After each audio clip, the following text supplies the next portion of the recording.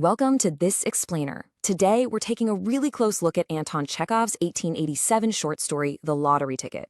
It's this brilliant and honestly remarkably dark comedy about Ivan and Masha.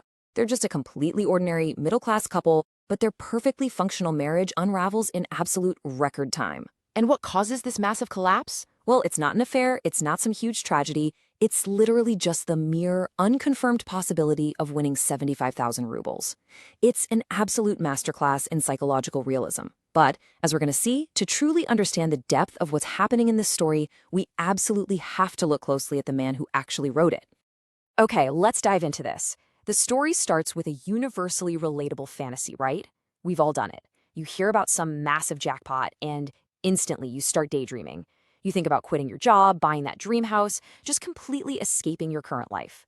But in Chekhov's hands, this innocent little daydream quickly morphs into an incredibly dark psychological experiment.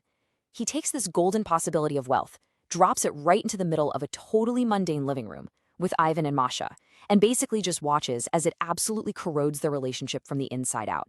And it all happens in under an hour. Section 1. The 75,000 ruble illusion. Section 2. The breadwinner's burden. So, as Ivan's joyful daydream violently shifts into bitter resentment over this unconfirmed ticket, we're actually seeing a dark mirror of Chekhov's own life.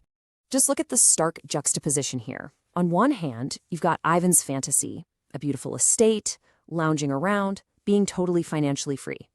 But on the other side is Chekhov's harsh reality. Young Anton was constantly churning out stories under this relentless pressure, literally just to pay for rent, food, and firewood. So when Ivan starts imagining his wife turning stingy or her relatives crawling out of the woodwork begging for cash, that isn't just fiction, that is Chekhov's own deep personal exhaustion speaking. He was the reluctant patriarch of his family, and he harbored this really intense, quiet resentment toward his dependents, which he just transferred directly onto Ivan. And that heavy burden stems directly from a very specific traumatic event at age 16.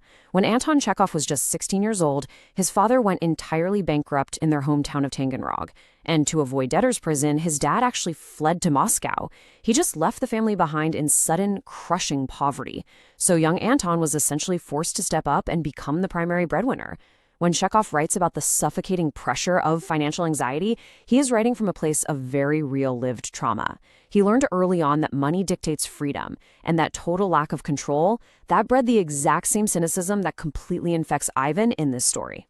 Section 3. The Doctor's Cold Eye. Now, his biographical background explains the story's anxiety for sure, but Chekhov's unique profession is what really explains its tone. He famously said, "Medicine is my lawful wife and literature is my mistress." And this brilliantly illustrates why The Lottery Ticket doesn't read like some sweeping romantic melodrama, but rather like a cold, clinical diagnosis. You see, he wasn't just an author, he was a practicing physician, and that medical training fundamentally shaped how he viewed humanity. Think about it. Doctors don't judge a patient for having a fever, right? They just observe the symptoms. Chekhov brings that exact same objectivity to his writing. He's just observing human behavior without moralizing or judging it. If we map out the progression of the story like a medical chart, it looks exactly like this. First up, step 1, the asymptomatic marriage. Before the newspaper arrives, Ivan and Masha seem perfectly content, right? No obvious signs of distress whatsoever. Then we hit step 2. The catalyst. The lottery ticket arrives and it introduces a brand new element into their environment, which immediately triggers step 3, latent resentment.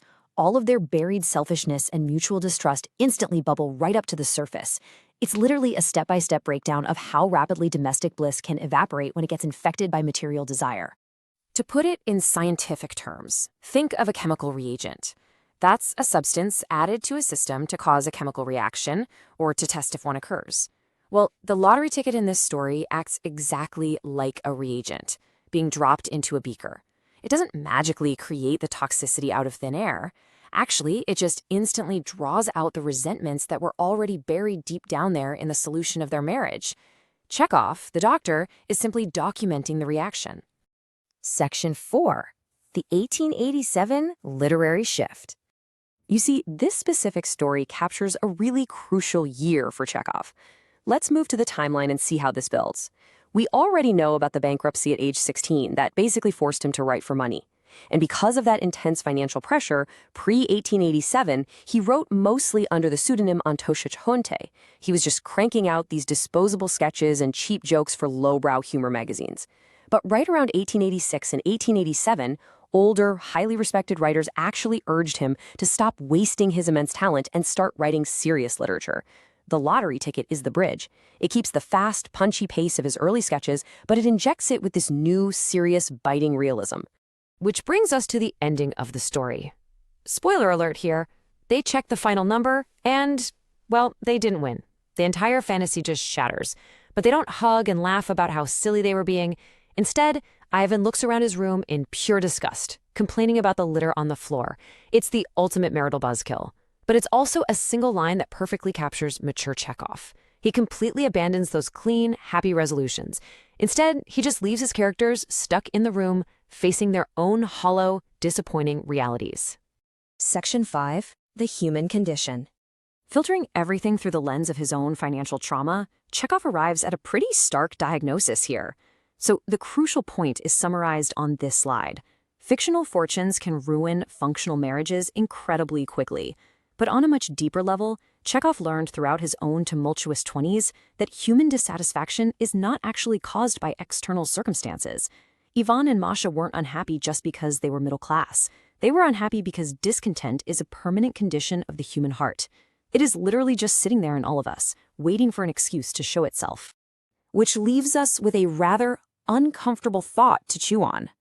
Chekhov turns his clinical lens directly onto us, his readers. If a winning lottery ticket acts as a chemical reactant that exposes the truth, what hidden resentments would a winning ticket reveal in you? It's a fascinating, terrifying question, honestly, and it's exactly the reason Chekhov's work remains so profoundly relevant today. Thank you so much for joining me for this explainer, and remember to keep questioning what's beneath the surface.